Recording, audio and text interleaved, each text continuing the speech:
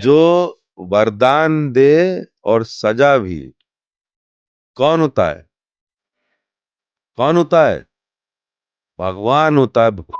कुछ कानपुर के लोग अलग होते हैं क्या कंपैरेटिवली अलग जगहों से? कानपुर के लोग जो है ना, वो समझ में नहीं आए आज तक किसी को। उनसे बातें करवा लो, बकैती। बकैती करवा लो, वही लोग जो बातें कर रहे होंगे, बकैती कर रहे होंगे, वही लोग पोल्ट्री भी कर रहे होंगे। खाने के बारे में कचौड़ियाँ, जलेबियाँ, मुझे शेपअप करने का कानपुर का बहुत बड़ा हाथ है। 5 महीने होंगे टेक अवे खोले थे। रणदीप का फोन आया, वो काम कर रहे थे डी में, तो उन्होंने बोला आ जा इधर, और बहुत अच्छे अच्छे कैरेक्टर रोल्स हैं इसके अंदर, तो कहीं ना कहीं तू ऑडिशन देके फिट होना चाहिए। मैंने बोला भाई अभी अभी तो नया काम खोला है, अभी छोड़ के इसका आया मैं। उसने बोला थोड़ा डायलॉग से मारा उसने कि देख ले भाई how badly you need it, but एक बार मुंबई चख लेना आदमी, फिर कहीं नहीं जा सकता, फिर नहीं जा सकता। मुंबई अगर आना है तो एक्टर बनने के लिए मत आओ, एक्टर बन के आओ। आप कहीं पे भी हो, जैसे मैंने एक्टिंग चालू कर दी थी कानपुर में स्कूल में, तो आप लर्निंग है वो, तो आप जहाँ पे आपका घर है, किया है, वहां करना चाहिए ना। तो भगवान में मानते हैं?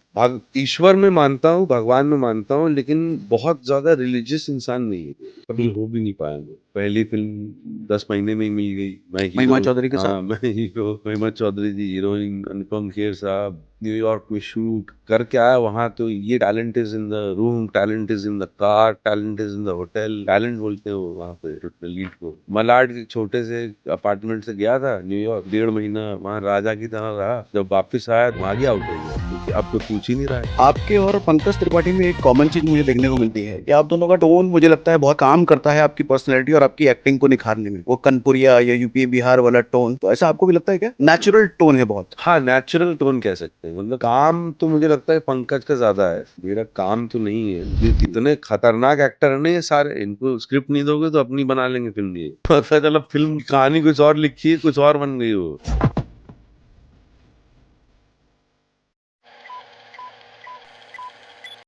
कैसे हैं अमित सियाल जी आप? बढ़िया हूँ, थोड़ी सुस्त लग रही तबीयत, बट क्या? वैसे बढ़िया हूँ, स्पिरिट से अच्छा हूँ। परफेक्ट।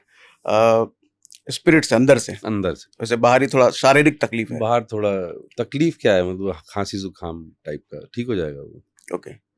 तो आपको जो एसी से परेशानी आपने बताई, मुंबई तो वहां तो ज्यादा एसी वेसी होता होगा या फिर नहीं सेट पे तो नहीं होता होगा? नहीं, एसी से तकलीफ किसी को नहीं है, मुझे थोड़ी ज्यादा हो जाती है, क्योंकि पता नहीं क्या रीजन है, लेकिन मतलब मुझे ऐसा लगता है कि ज्यादा एसी एसी में हम्म। रहना भी नहीं चाहिए।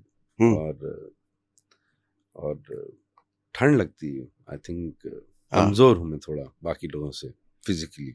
इसकी वजह भाग दौड़ मेहनत ज्यादा हुई?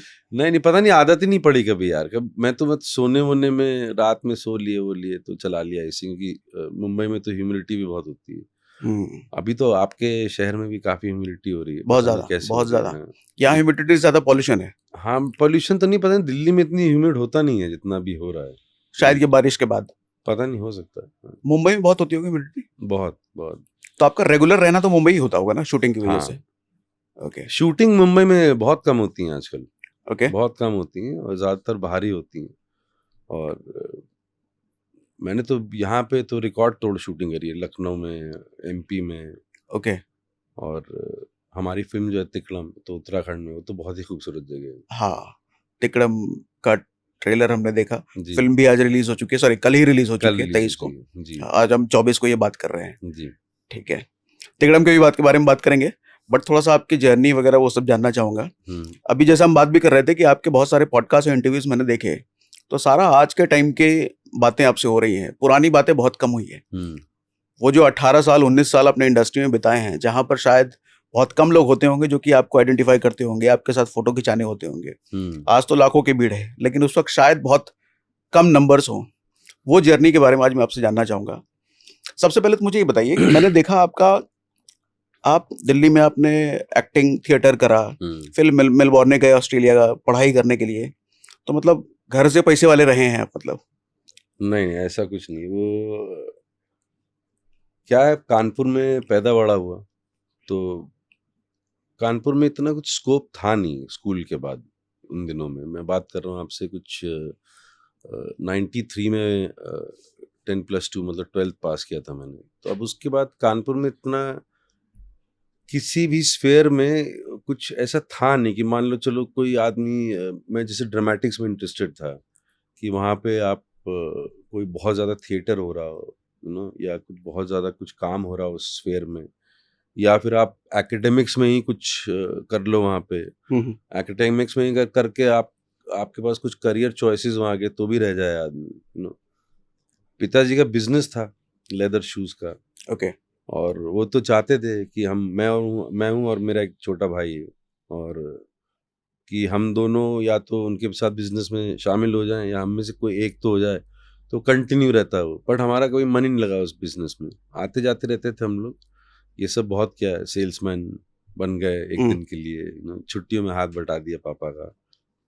बट ऐसा कभी वापस रहने का कुछ मिला नहीं है, ऐसे ना कुछ एंकर नहीं मिला वहाँ। तो आप बिजनेस पढ़ने गए थे वहाँ पे?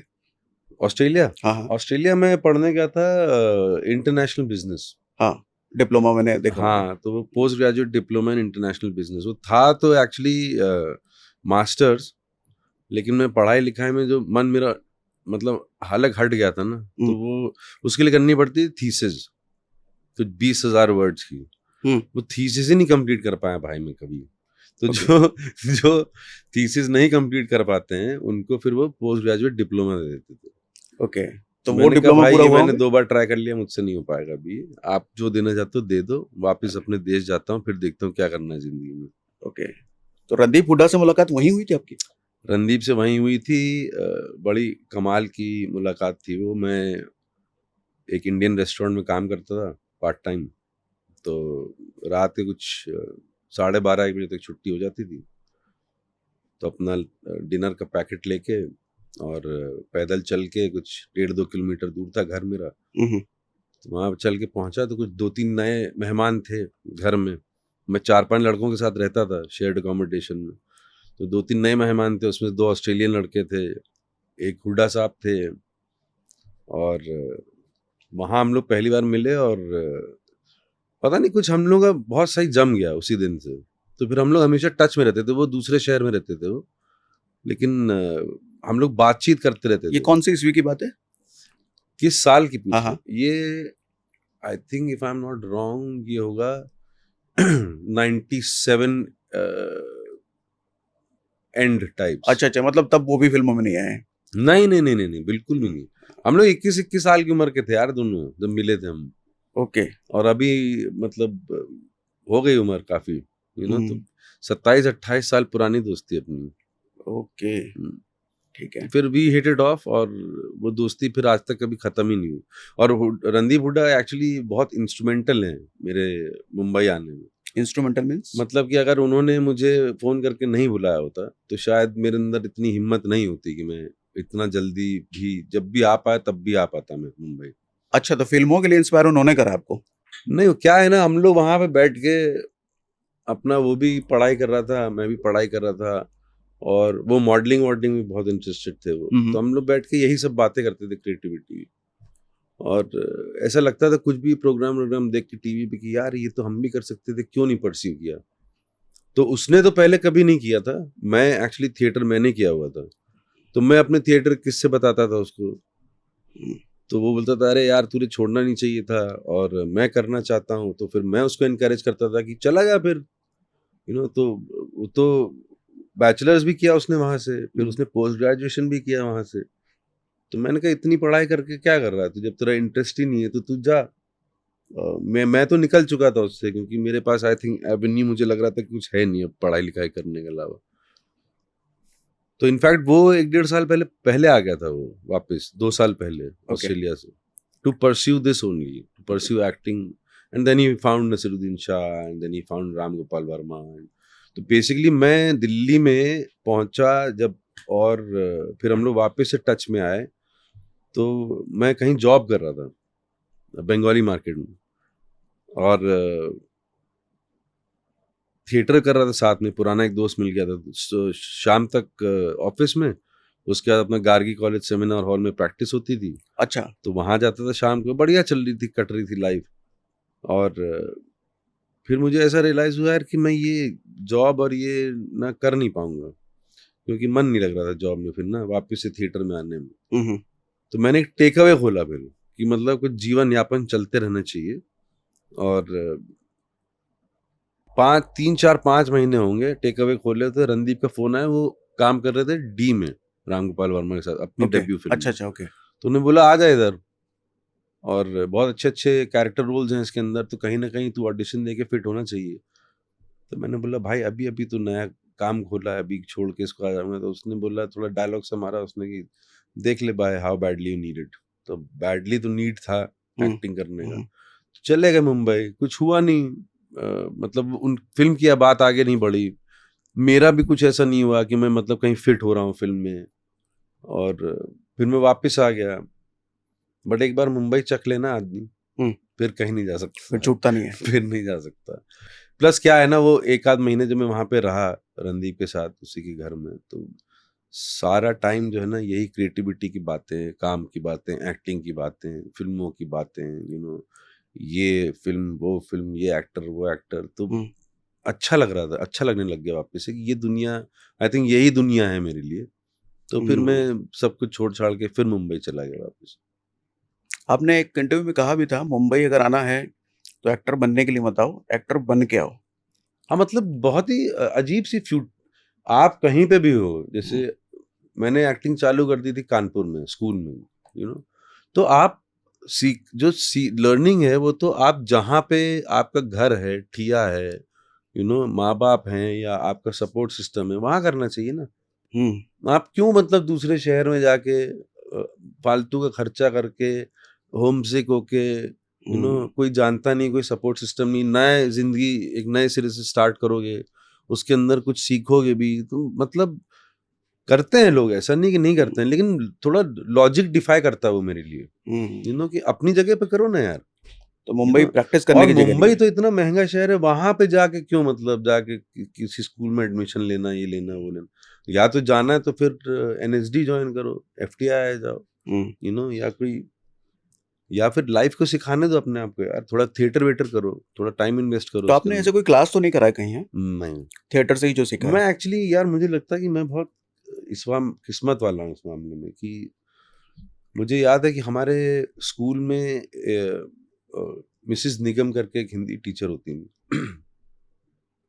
आई थिंक उनकी फाइंड कह सकता हूँ मैं अपने आप को, कि जब मैंने पहला प्ले किया तो उनको लगा कि यार ये ठीक है, ये पढ़ाई लिखाई में भी अच्छा है, ऐसा बुरा नहीं है, स्पोर्ट्स में भी ठीक है, तो एलोक्यूशन डिबेट्स वगैरह प्रतियोगिता में तो मैं पार्टिसिपेट करते रहता था।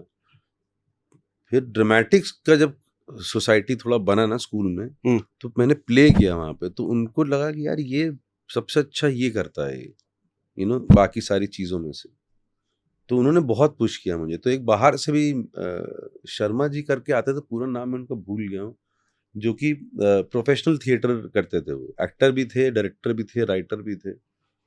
तो उन्होंने बहुत पुश किया मुझे, बहुत पुश किया और बहुत सिखाया। तो मैं वो जो वही सीखने वाली बात कर रहा हूँ ना, वो आपको मिल जाएगा कोई ना कोई अपने आसपास में, एक इनिशियल पुश देने के लिए। तो मुझे लगता है कि ज़्यादा दिमाग जो है ना वो काम करने में लगाओ, पढ़ने में लगाओ। तो मैं बेसिकली ऐसे ही करते करते ना मुझे लोग मिलते गए यार, बैरी मिल गया, फिर फिर मुझे एक राशिद अंसारी साहब हैं दिल्ली में ही, वो बहुत कमाल के टीचर हैं वो, और स्पेशली फिजिकल मूवमेंट में। तो 2 किस्म के स्कूल सीखे मैंने। एक तो कि एक होता है कि आप फील करके मतलब अपने अंदर वो फील, मतलब उसको तैयारी करो, उसको महसूस करो, फिर आप इमोट करो, ठीक है ना। राशिद साहब बोलते थे कि एक और भी तरीका है कि तुम फिजिकली उसको महसूस करो, तो वो अपने आप चेहरे पे आ कि जाएगा, उस एनवायरनमेंट में आप जी रहे हो। हाँ, अपने आप चेहरे पे आ जाएगा। तो इनसाइड आउट, आउटसाइड इनसाइड, बहुत बहुत कमाल की चीजें सीखी मैंने। फिर मुझे कुछ सालों में बम्बई में रहने के बाद, इधर भटकने के बाद, काम करने के बाद, छोटे मोटे और जो भी किए मैंने काम, तो मुझे नसीर साहब के एक दिन पार्टी में लेके गया रणदीप। तो जो गुरुजी हो सकते हैं आपके ना, वो सामने खड़े हैं, बात कर रहे हैं, पंकज भाई भी खड़े हैं, पंकज कपूर साहब। ये कौन गुरुजी की बात करी आपने? ये नसीर भाई, तो अच्छा। नसीर जो आप सब जो बम्बई में आपके गुरु हो सकते हैं, नसीरुद्दीन शाह। हाँ। तो सब कुछ हाथ के दूरी पे था, लेकिन तब भी बहुत दूर था। तो मैंने रणदीप बोला मिलवा दे, रणदीप ने बोला यार ये सब मत कर, होगा अपने आप हो जाएगा, ठीक है ना, अभी ऐसे घुल मिल के बातें सुन, एनवायरनमेंट देख क्या है क्या नहीं है। तो वो बेसिकली मुझे कोक्स कर रहा था कि इस एनवायरनमेंट का हिस्सा बनो, मतलब पीछे ना पड़ लो, फैन बन के ना मिले लोगों हाँ से। पीछे मत पड़ो लोग। तो बेंजामिन गिलानी साहब भी थे, तो बहुत कमाल के स्टॉलवर्ड्स एक दिन उस टेरेस पार्टी में थे, तो मैं आराम से उस जगह पे रहा। तो इस टाइप की इंस्पिरेशन लेके फिर मैंने कहा यार मेरे को भी ऐसा ही, मैं भी एक दिन ऐसा ही बनूंगा, कि ऐसा बनूंगा कि मेरे साथ, कि मुझे खुद बुलाएं ये लोग कभी, खुद कंधे पे मेरे हाथ रखें।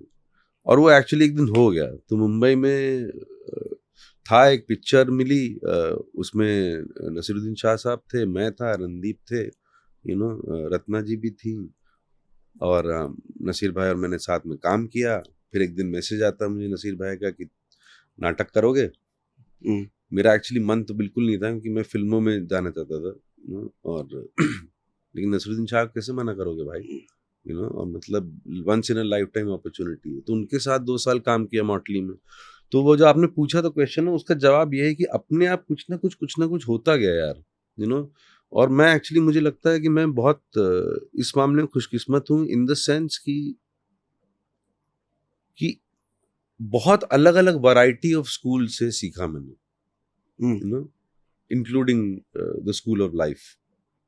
तो I think that work for me better, कि मैं आपने जो कहा भी लोगों से मिलता चला गया, होता चला गया, तो भगवान में मानते हैं? ईश्वर में मानता हूँ, भगवान में मानता हूँ, लेकिन बहुत ज्यादा रिलीजियस इंसान नहीं हूँ मैं, कभी हो भी नहीं पाया मैं। लेकिन ये तो बॉस मुझे लगता है, और शुरू से लगता है कि कोई शक्ति है जो करती हाँ, है, कि कोई सुप्रीम एनर्जी है, जिससे हम सब कनेक्टेड है।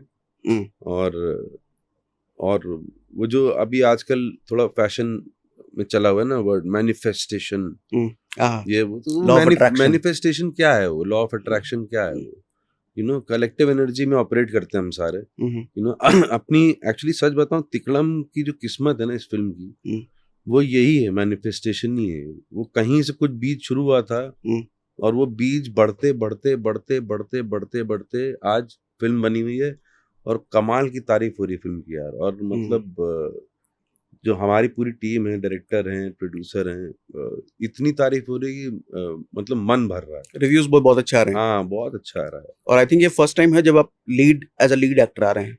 नहीं, फर्स्ट टाइम तो नहीं है। और मैं एक्चुअली ना ये फिल्म यार देखेंगे लोग ना, तो उनको समझ में आएगा कि ये इसमें लीड वीडियो कोई चक्कर नहीं है। ये भी जो मैंने कलेक्टिव कॉन्शियसनेस की बात करी ना, वही फिल्म है ये। कि एक बाप है, 2 बच्चे हैं, दादा दादी हैं, और अगर ये सारे नहीं होते इस फिल्म के अंदर एज कैरेक्टर्स, तो फिल्म में कुछ नहीं है। ये सारे एक दूसरे के पूरक हैं फिल्म में, तो लीड वीड ऐसा कुछ नहीं है इस फिल्म के अंदर। और ऐसी फिल्मों में कहानी हीरो है। हाँ, ऐसी फिल्मों में लीड नहीं हो सकता यार। तो कोई हीरो हीरोइन नहीं है इसके अंदर। क्या है वैसे कहानी, अगर कुछ बताना चाहें हल्का फुल्का आप तो? वैसे तो रिलीज हो चुकी है जियो सिनेमा पर। हाँ, कहानी ये है कि एक पिताजी हैं, मतलब 2 बच्चों के, प्रकाश जो कि मैं प्ले कर रहा हूँ, और एक बेटा है, एक बेटी है।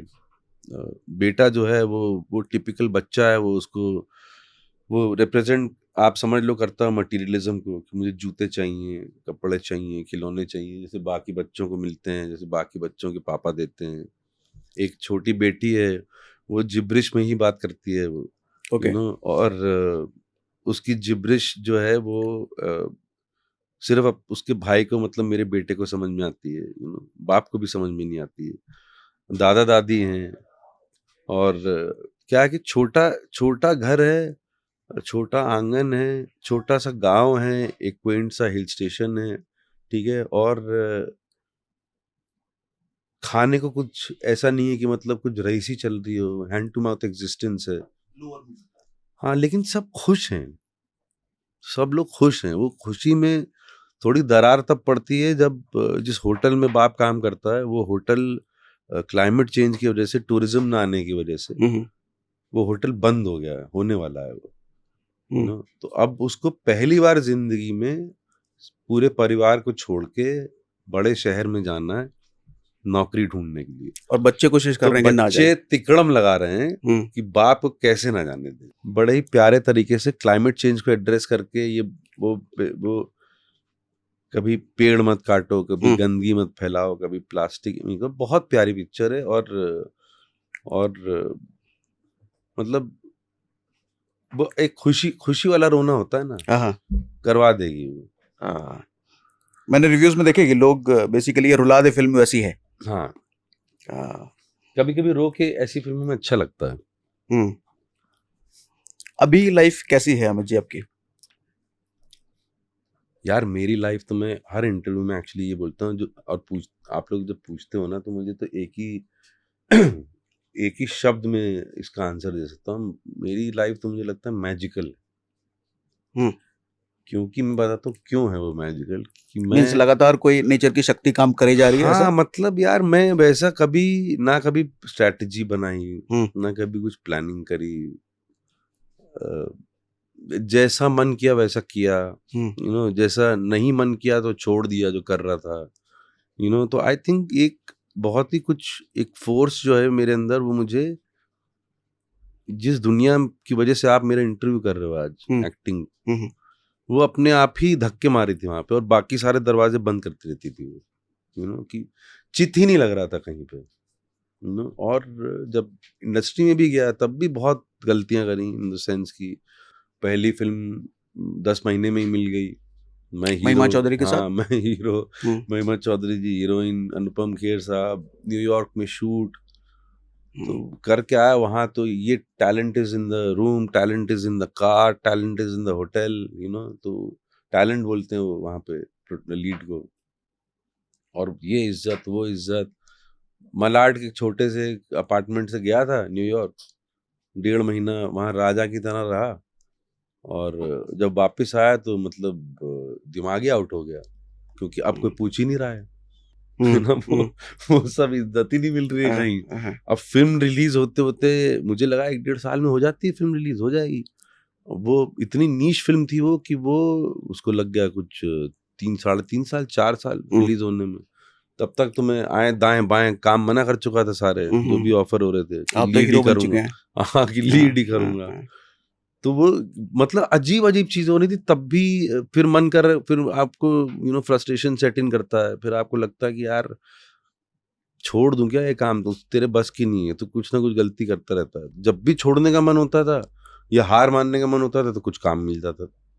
कोई छोटा जैसे मोटा लव रोल, सेक्स धोखा मिल गया, उसने रोक लिया, फिर लव सेक्स धोखा के बाद भी कुछ नहीं हुआ तो फंस गए ओबामा में, सुभाष कपूर जैसे बड़े भाई मिल गए, फिर भी कुछ नहीं हुआ, तो फिर तितली मिल गई, तो कुछ ना कुछ करके रोके ही जा रहा था। फिर जब जाने का मन किया तो इनसाइड एज मिल गया, फिर वहां से शायद जेकर हुआ। उसके बाद से जो है चक्री थोड़ी अच्छी घूमने लग गई। तो ये जो थोड़े थोड़े काम मिल रहे थे, मतलब आपको शायद ये लगता होगा कि कोई नेचर की शक्ति आपको रोक रही है, कोई रोक रही है, और आई थिंक ये बहुत सारे लोगों को लगता होगा यार, ये मतलब अगर आप बाकी एक्टरों की भी बात करोगे ना, नवाज है, पंकज है, पंकज नवाज को तो मैं सालों से जानता हूँ, वो उनकी भी यही है आप बीती कि कुछ ना कुछ रोक रहा था, कुछ ना कुछ रोक रहा था। और बेसिकली क्या यार, मैं तो इसलिए आया था बम्बई सब छोड़ छाड़ के, कि अब आर या पार है, अब या तो ये करूंगा या तो कुछ नहीं करूंगा, और जब भी छोड़ने का भी मन करता था ना, तो मुझे ऐसा लगता था कि कहाँ जाएंगे, हाँ कि कहाँ जाएंगे, और मतलब और क्या करेंगे, अब इतना टाइम तो इसमें इन्वेस्ट कर दिया ना, अब और कुछ आता भी तो नहीं है ना भाई, क्या करेंगे और तो ये पता है वो वाली बात है कि आपने, जैसे मैंने एमबीए की पढ़ाई कर रखी है, अब नौकरी भी करी, अब वो 2-3 साल नौकरी करने के बाद सडनली 10 साल का गैप आ गया बीच में, मैं फिर नौकरी ढूंढने जाऊंगा, तो मतलब वो यही पूछेंगे ना, भाई किधर थे तुम, उसका कोई इम्पोर्टेंस नहीं है फिर। और ये बात तो भाई बहुत पहले समझ में आ गई थी मुझे, कि जिस काम को अगर 10 साल करने के बाद, 12 साल 15 साल करने के बाद भी उसमें तुम आगे नहीं बढ़ पा रहे हो, तो फिर क्या ही काम कर लोगे और बट ये जरूर आया था मेरे दिमाग में कि अगर ये नहीं कर पाऊंगा तो मतलब खाना बनाना तो सीख सकता हूँ, क्योंकि वो किया था मैंने पहले, उसमें भी इंटरेस्टेड हूँ मैं। अभी भी डर लगता है किसी चीज को लेकर के? लाइफ को लेके या किसी और चीज को? नहीं, डर नहीं लगता और ना कभी लगा था। मैं बताता हूँ क्यों। डर डर डर नहीं लगता है, वो वैसा वो लगता है कि मतलब एक एप्रीहेंशन रहता है हमेशा। वो तो यार हर प्रोजेक्ट के पहले भी रहता है वो, और वो रहना भी चाहिए। यू नो, कोई भी काम अगर आप करते हो तो उसमें थोड़ा सा फियर फैक्टर रहना चाहिए, ताकि हम और अच्छा करें वो उसमें। आपको अलर्ट रखता है, आपको और मेहनत करने में मजबूर करता है।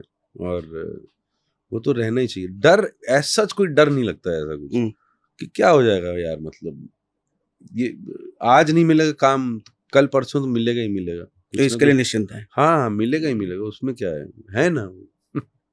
आपके और पंकज त्रिपाठी में एक कॉमन चीज मुझे देखने को मिलती है कि आप दोनों का टोन मुझे लगता है बहुत काम करता है आपकी पर्सनैलिटी और आपकी एक्टिंग को निखारने में।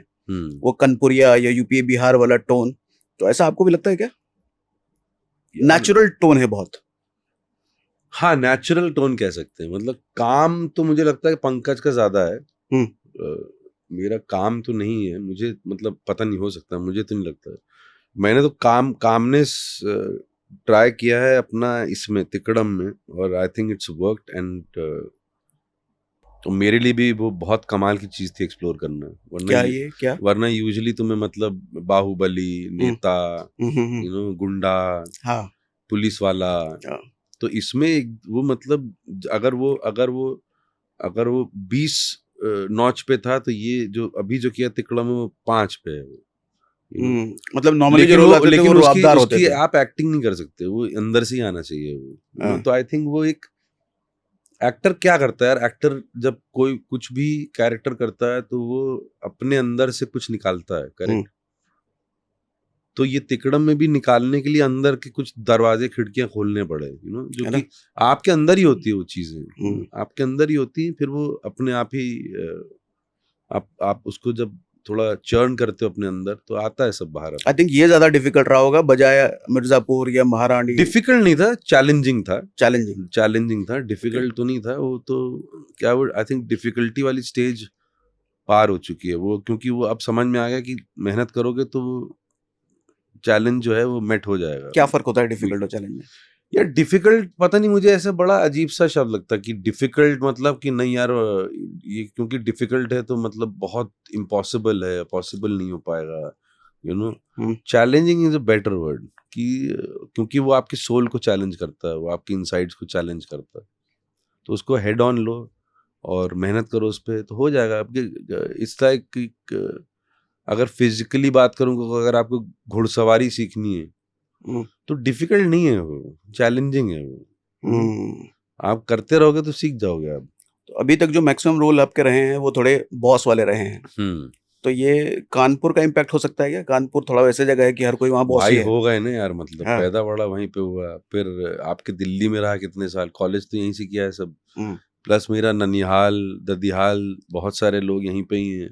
मैं वैसे भागलपुर बिहार से हूँ। अच्छा। हाँ, तो दिल्ली लेकिन में तो अभी खैर तो हो 20 गया साल ना से हूँ। आपको टाइम दिल्ली में। हाँ, हाँ, तो मैं रहा ही, मतलब नॉर्थ का लड़का हूँ यार, वो आ ही जाता है हाँ। ना, आ ही जाता है। और वो मतलब उस वही तो है जो मतलब एक किस्म से मुझे मेरी यूनिकनेस प्रदान किया जिसने, और इमोशंस भी वैसे ही हैं, बात करने का लहजा भी ऐसा। हिंदी कम से कम साफ है हिंदी हम्म, फिल्म इंडस्ट्री के लिए, और भांति भांति प्रकार के हम्म, जीवन और लोगों से मिल चुका हूँ मैं यहाँ और हम्म। कानपुर में, जो कि बहुत अच्छे रेफरेंसेस हुए हैं मेरे बाकी कामों के लिए। तो कानपुर तो मतलब कमाल का, मेरे मुझे शेप अप करने में कानपुर का बहुत बड़ा हाथ है यार, बहुत ही हम्म। बड़ा। कुछ कानपुर के लोग अलग होते हैं क्या, कंपैरेटिवली अलग जगहों से? कानपुर के लोग जो है ना, वो समझ में नहीं आए आज तक किसी को। हम्म, समझ हम्म, रहे हो आप? तो उनसे बातें करवा लो, बकैती। बकैती करवा लो। हाँ, वही लोग जो बातें कर रहे होंगे, बकैती कर रहे होंगे, वही लोग पोएट्री भी कर रहे होंगे, हाँ, और खाने के बारे में, कचौड़ियाँ, जलेबियाँ, हाँ।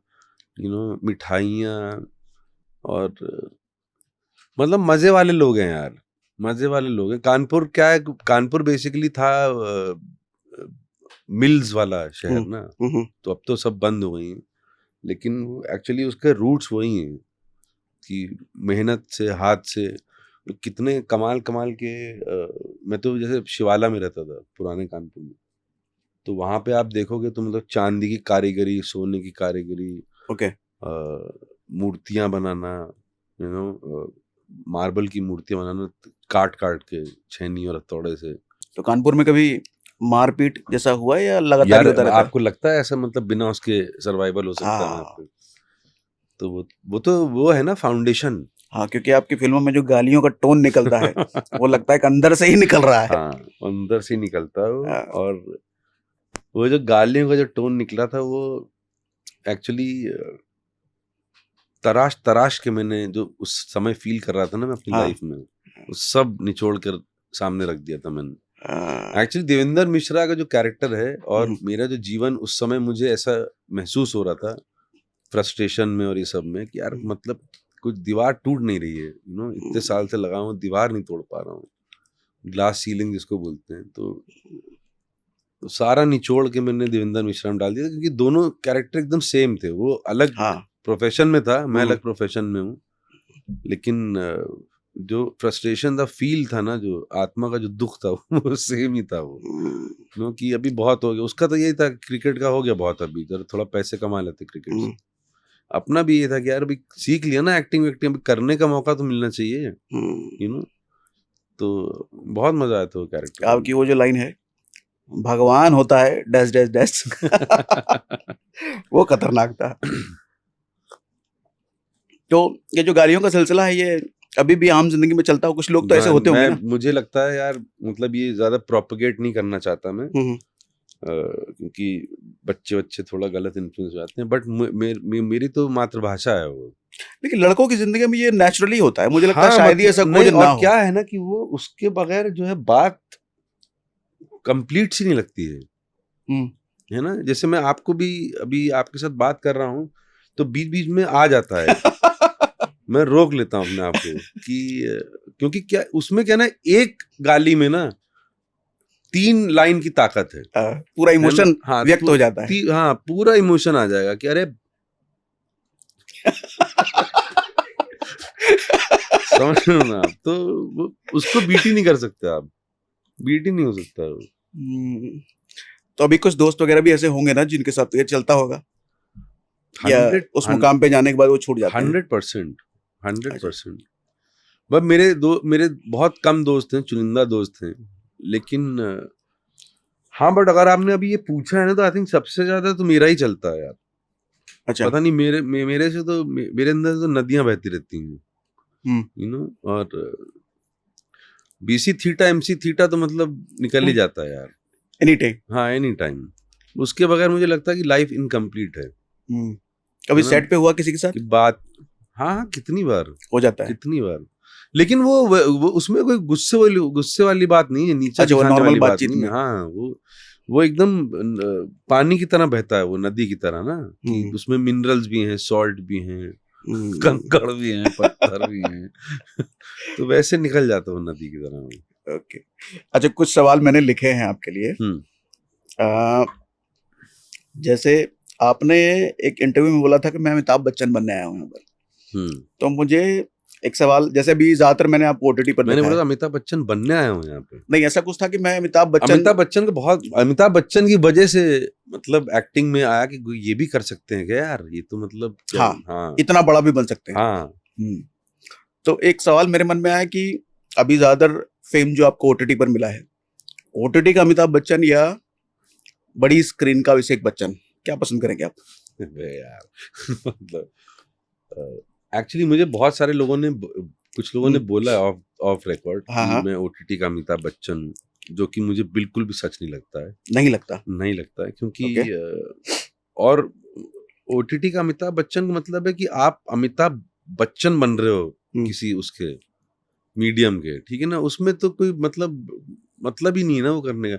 एक ही अमिताभ बच्चन है भाई, दूसरा कोई नहीं बन सकता है, ओटीटी में एक पॉपुलर एक्टर, एक अच्छा एक्टर, एक रिनाउंड एक्टर, चलो ये बातें समझ में आती हैं। हम्म, मुझे किसी भी मीडियम का अमिताभ बच्चन बनने में इंटरेस्ट नहीं है, क्योंकि अमिताभ बच्चन एक ही हैं, हम्म। उनके जैसा कोई नहीं हो सकता। और बट क्या वो रुतबा ओटीटी पे ज्यादा पसंद आता है या? यार मुझे ना भाई सच में ना ये सब बातें हम्म, थोड़ा इनसे, मैं उस मामले में थोड़ा अलग सा इंसान हूँ कि हम्म, मुझे ये रुतबा, पावर, है ना, ये नहीं समझ आता। ये ओवर द टॉप ग्लैमर, हम्म, भाई हमारी इंडस्ट्री में ना ग्लैमर बस आपको भी पता है, सबको पता है कि ये सिर्फ शाइनी शाइनी चीजों में, इधर इंटरव्यू में उधर इंटरव्यू में, ये बाहर से दिखने हाँ वाली ये चीजें बाहर हैं। से दिखता है, ये हम्म, अंदर बहुत मेहनत करनी पड़ती है। और किसी भी बड़े जो अपने सुपरस्टार हैं, हम्म, कम से कम 40-45 तो हड्डियां उनकी टूटी होंगी बदन में, हम्म। और मतलब बहुत मेहनत करनी पड़ती है यार। और मेंटल लेवल पे बहुत लड़ाई हाँ, चलती है मुझे मेंटल लेवल लगता पे है। बहुत लड़ाई चलती है, और कोई इतना ये आसान काम नहीं है। तो हम्म, मुझे एक्चुअली इस तरफ सोचना ही नहीं था कभी, हम्म, ना मैं सोच पाता हूँ।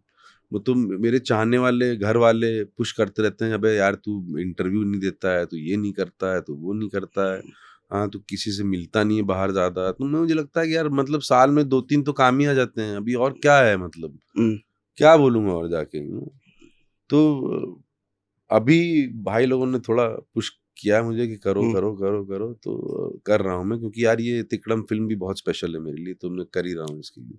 नेतिगड़म फिल्म मैंने सुना भी, मैं आज ही देखने वाला हूँ। हाँ प्लीज देखना हाँ। यार, आप सबको देखनी चाहिए। अच्छा, एक सवाल है कि बड़े बजट की फिल्म में छोटा रोल या छोटे बजट की फिल्म में बड़ा रोल? डिपेंड करता है कि रोल के ऊपर। अब वो बड़ा छोटा बजट तो मायने नहीं रखता है वो, हाँ। ठीक है ना। अगर बड़े बजट में छोटा रोल में भी कुछ करने को है हम्म, और बड़ा पैसे दे रहा है कोई हम्म, तो कर लेंगे भाई, और छोटे बजट में अगर बड़ा रोल है और रोल अच्छा नहीं है, हम्म, तो जितना भी पैसा दे देगा नहीं करूंगा, तो यहाँ पे तो कुछ होना चाहिए ना, वरना क्यों कर रहे हो। ज्यादा बैंक बैलेंस या ज्यादा फैन फॉलोइंग? बहुत बहुत कठिन है ये चॉइस। क्योंकि शायद आई कैमरे थिंक पे। आई थिंक फैन फॉलोइंग होगी तो बैंक बैलेंस बन जाएगा अपने आप। हाँ, लेकिन क्या इसका वाइस वर्सा भी सही है? बैंक बैलेंस होगा तो भी फैन बैलेंस नहीं, ये नहीं नहीं है। कभी नहीं बन सकती बैंक बैलेंस हाँ। से, फैंस को क्या लेने देना है यार। हम्म। फैन फॉलोइंग होगी ना तो जो प्रोड्यूसर है अपने आप अपने बैंक खोलेंगे मेरे लिए। अच्छा, आपके कुछ ऐसी फिल्म जो जिसमें ज्यादा अच्छे को एक्टर्स हों, ज्यादा अच्छे स्टार्स हों, या फिर कोई ऐसी फिल्म जिसमें ज्यादा अच्छी कहानी हो? हमेशा अच्छी कहानी, हमेशा अच्छी अच्छी कहानी। कहानी हमेशा। क्या ऐसा नहीं है कि बड़े एक्टर्स अगर ज्यादा हैं तो उस फिल्म को ज्यादा बड़ा नाम मिलेगा? यार बड़े एक्टर्स भी मतलब बिना बिना सर पैर की कहानी में क्यों काम करेंगे।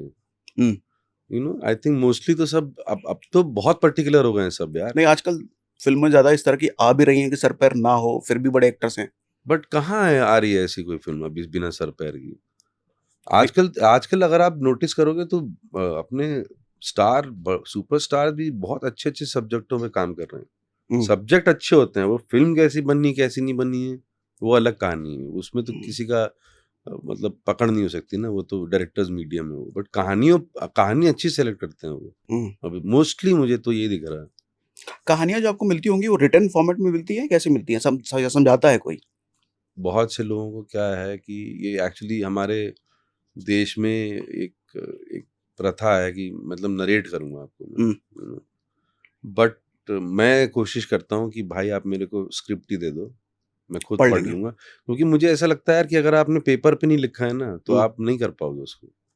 ऐसा क्यों? क्योंकि ये बहुत साइंटिफिक चीज़ है फिल्म बनाना, मजाक नहीं है मतलब आपका दिल विल होना चाहिए, सब होना चाहिए, आपका इमोशनल कोशेंट इंटैक्ट होना चाहिए, फर्स्ट क्लास होना चाहिए उस चीज़ को टैकल करने में और प्रेशर हैंडल करने में फिल्म मेकिंग का।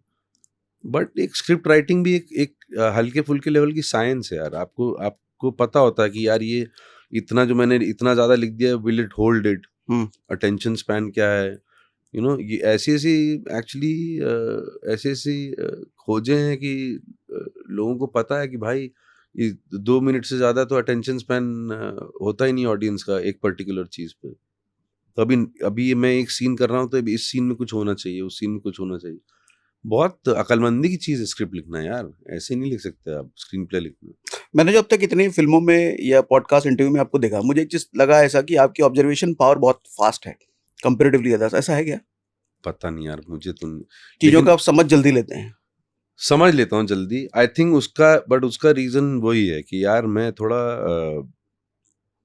एक्टिंग की दुनिया में आया थोड़ा late as compare to other people. Hmm, तो मैं तो इतने सारे ऑड जॉब्स करके, प्रोफेशन एक्सप्लोर करके, ऑक्यूपेशन रादर एक्सप्लोर करके 30 साल की उम्र में तो मुंबई आया था मैं। तो भी 30 साल का जो तजुर्बा है, और 30 साल तक तो मैं मतलब कुछ आधी दुनिया तो देख ही चुका था यार।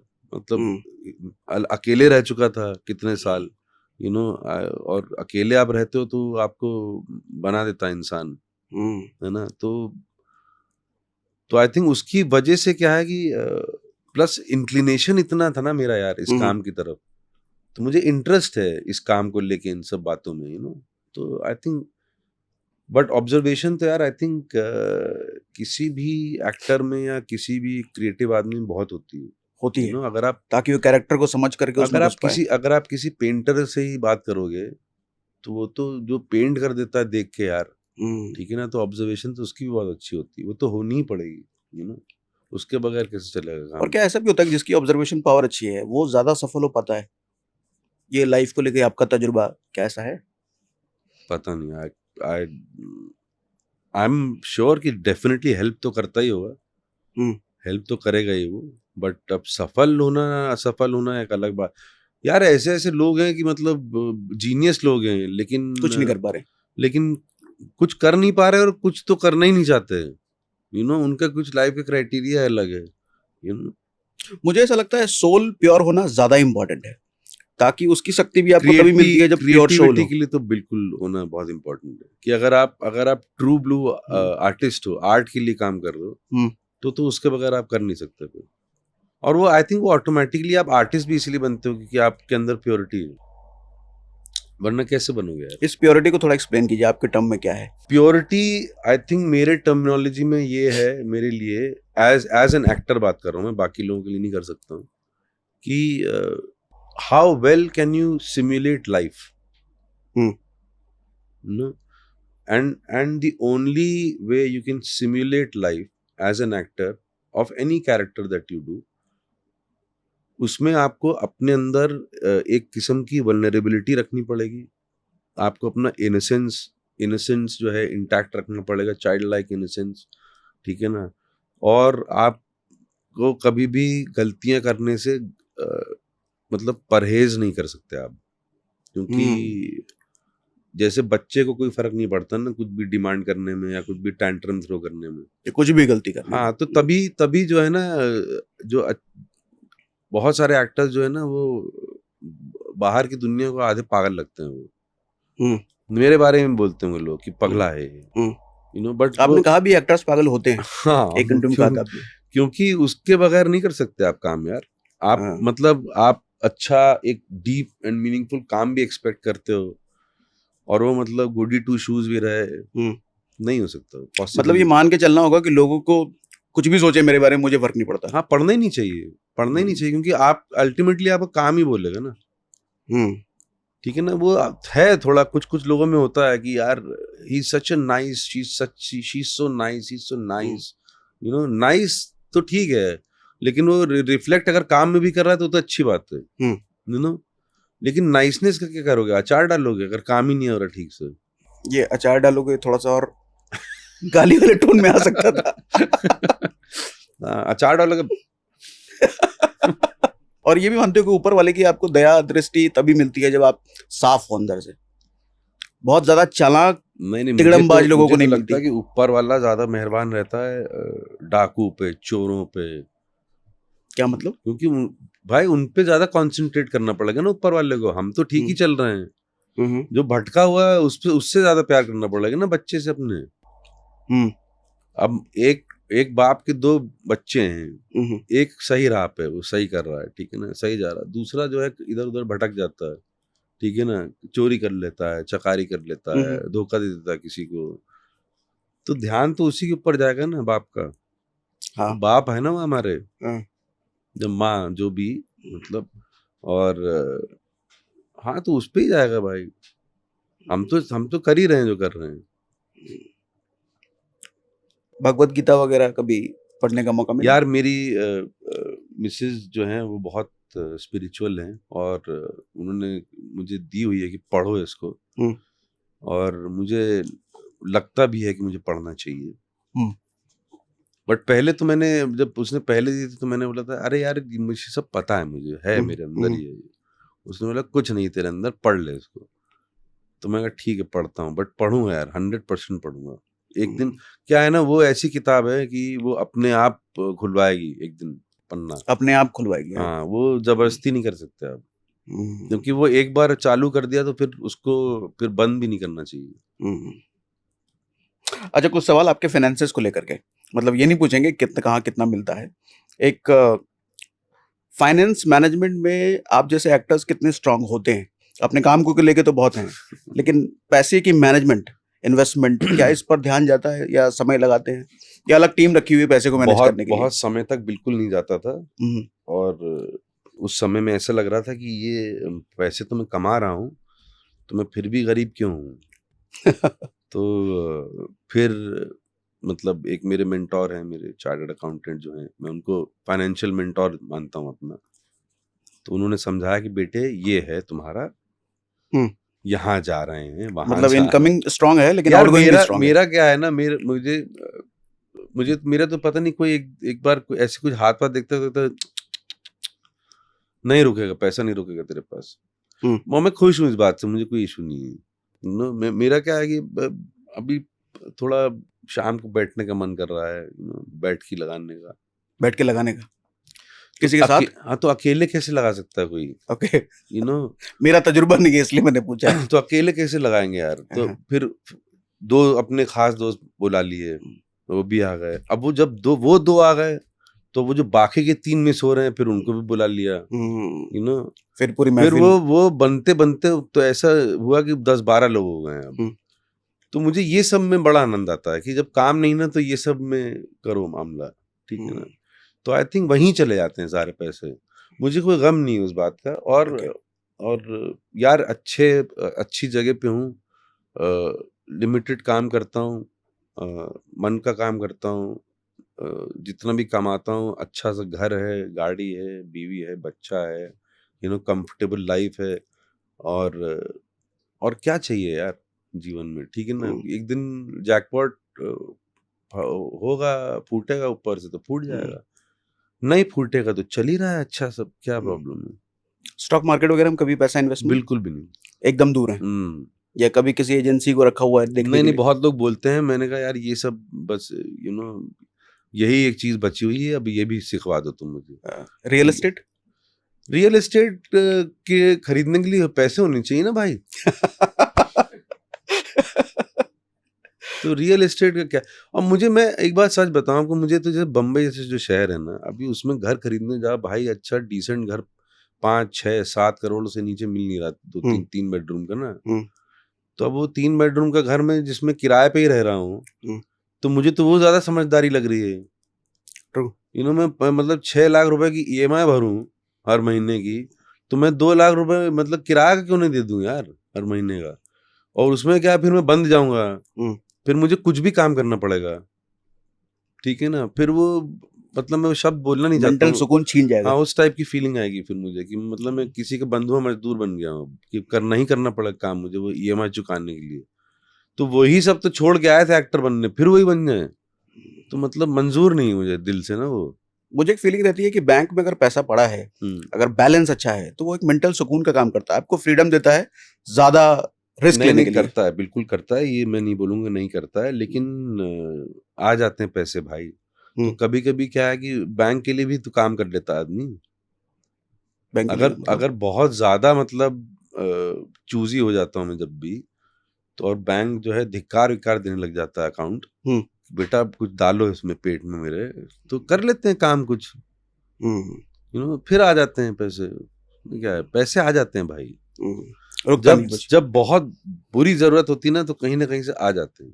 अच्छा, मिर्जापुर से एक दो सवाल है मेरे। हम्म मिर्जापुर में जो आपने सीजन किया था, तो उसमें एक क्यूरियोसिटी मेरी रहती है कि सारा इंटेंस सब कुछ है, हालांकि ज्यादातर फिल्में आपकी इंटेंस वाली ही हैं। तो सेट पे कैसा माहौल होता है? सारे सीरियस ही होते हैं या कोई नहीं होता सीरियस यार। आपको कोई नहीं लगता है होता? कि मतलब मैं हूँगा सेट पे और पंकज होगा और हम्म, मतलब अली फजल होगा तो ये सीरियसली काम घूम रहे होंगे इधर उधर। ऐसे थोड़ी ना होता है यार। नहीं। खुद ही मर जाएंगे हम लोग यार, आपस में एक दूसरे को मार डालेंगे। हाँ। और बहुत मजे करते हैं हम लोग सेट पे, और बट वैसे भी नहीं करते हैं कि मतलब कि पिकनिक मनाने चले गए वहां पे। हाँ।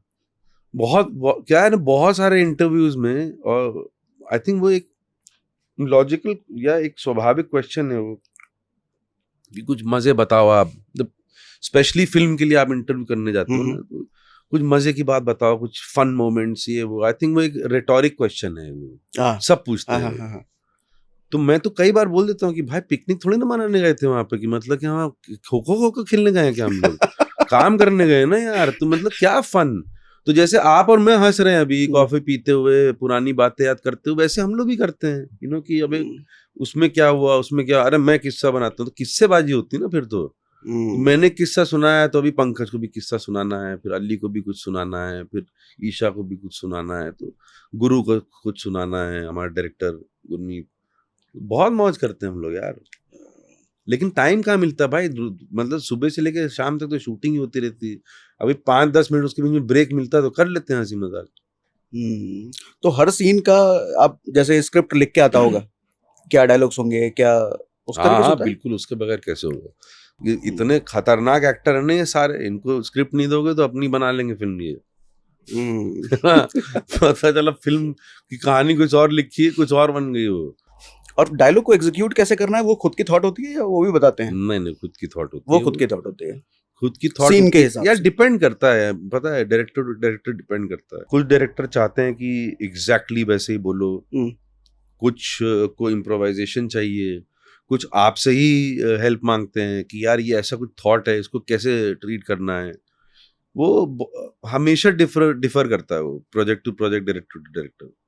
मैंने पंकज त्रिपाठी का एक इंटरव्यू देखा, तो उन्होंने बोला कि अनुराग कश्यप के बारे में उनसे सवाल हुआ, तो उन्होंने बोला कि डायरेक्टर ज्यादातर ऐसे होते हैं कि जब एक्टर पे ट्रस्ट हो जाता है, वो उनको फ्रीडम देते हैं, जैसा करना है करो। हम्म। ऐसा ही होता है। हाँ हो सकता है, बिल्कुल हो सकता है, हम्म, मोस्टली ऐसा ही होता है। लेकिन जैसे महारानी जब मैंने किया था, ट्रस्ट तो सुभाष भाई को भी मेरे ऊपर बहुत था, जो डायरेक्टर्स थे अलग अलग सीजन के उनको भी बहुत था। लेकिन क्या है ना कि वो यार, वो शो जो है वो, उसमें एक एक लाइन, एक एक शब्द, उसका जो अर्थ था, उसका जो मीनिंग था, वो जो कहना चाह रही थी लाइनें, वो बहुत सोच के लिखी गई थी। हम्म, तो मैं बहुत ही स्पॉन्टेनियस इम्प्रोव टाइप का एक्टर हूँ। तो उसमें मुझे बोला गया था कि बॉस इसमें मत करना, इसमें मत करना, बिकॉज वो ऐसा, वो अगर आप ध्यान से महारानी को देखोगे तो उसमें ऐसा लगेगा कि ये अ, मतलब बैलेड है ये, जैसे क्या हर मतलब? हर हर एक एक मतलब छंदों में लिखा गया है ये। हम्म, एक रिदम है लैंग्वेज में, एक जो जो बातें चल रही हैं उसमें एक वो रिदमिक तरीके से बोल रहे हैं सब, बड़ी पॉलिटिशियन वाली लैंग्वेज, हर वर्ड को फूंक फूंक के बोलना, सोच सोच के बोलना, हम्म, तो उसमें आप इम्प्रोव नहीं कर सकते वो। तो उसने मेरे अंदर एक्चुअली एज एन एक्टर एक नई चीज निकाली थी, हम्म, उसने कि मुझे कब उसने, वहां से मुझे ऐसा लगा कि हर समय जो है ना, जो तुम्हें सही लग रहा है वो भी सही नहीं होता है। जब कभी कोई रिस्ट्रिक्शन होती है ना तुम्हें हम्म, किसी चीज में, तो वो तुम्हारे अंदर से कुछ और नई चीज निकालता है, इवॉल्व करता है तुम्हें एज एन एक्टर। तो वो बड़ी सही चीज हुई थी मेरे साथ महारानी में। हम्म। गुस्सा वगैरह आता है आपको भी? बहुत। बहुत ज्यादा? हम्म, बहुत आता है, थोड़ा कभी कभी हम्म, आउट ऑफ कंट्रोल भी हो जाता है, बट दिल से नहीं करता मैं गुस्सा किसी पे। हम्म। वो ना, वो स्पर ऑफ द मोमेंट का वो है कि अच्छा, आया फिर शांत हो गया? हाँ। और मेरा मेरा तो क्या है कि वो 2 मिनट में शांत भी हो जाता है, बस दूसरे को जिसको कह दिया उसके लिए तो नहीं शांत होगा ना भाई। हाँ। प्रॉब्लम वो है ना। फिर क्या करते हो, कुछ काटते हो उसको? मैं बोल देता हूँ भाई सॉरी वॉरी, मुझे कोई शर्म नहीं सॉरी बोलने में, और ये भी बोल देता हूँ कि हाँ मेरी गलती थी, और सॉरी यार, तुझे गाली देनी तू भी दे दी, चल कोई बात नहीं। तो इस टाइप का है गुस्सा मेरा, मैं कोई दिल पे पाल के नहीं रखता कुछ कि अब देखियो तेरे हिट लिस्ट में आ गया तू, दुश्मनी निकालूंगा तुझसे एक दिन, ये सब नहीं करता हूँ। मजा है आपसे बात करके। एक दो मुझे आपसे डायलॉग चाहिए, मेरे साथ नहीं, किसी को चाहिए, वो वाला चाहिए मुझे। भगवान होता है वो पूरा गाली के साथ। हाँ पूरा हम बीप लगा देंगे उस पे। क्या था यार, मैं तो ना भूल जाता हूँ अपने डायलॉग के कि जो वरदान भी देता है, हाँ जो वरदान भी देता है, और डायलॉग क्या था, डायलॉग जो था वरदान दे और सजा भी। हाँ, जो वरदान भी दे और सजा भी, उसे क्या कहते हैं? जो वरदान दे और सजा भी कौन होता है? कौन होता है? भगवान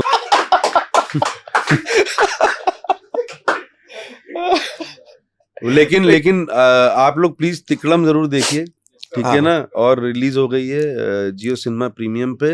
ये सब गाली गलौज बिल्कुल मैंने त्याग दिया है उस फिल्म के अंदर, और बहुत ही अलग किस्म का किरदार किया है। और मुझे बहुत खुशी होगी कि आप लोग अगर देखेंगे तिकड़म, और मुझे प्लीज जरूर बताएं, ठीक है ना। भाई साहब के पास नंबर है मेरा, मुझे जरूर बताएं कि आप लोगों को कैसी लगी फिल्म। मुझे लगता है कि आप लोगों को बहुत अच्छी लगेगी। आज ही देखने वाले हैं हम सबके साथ। हाँ, सब एक साथ देखो और मजा आएगा, है ना।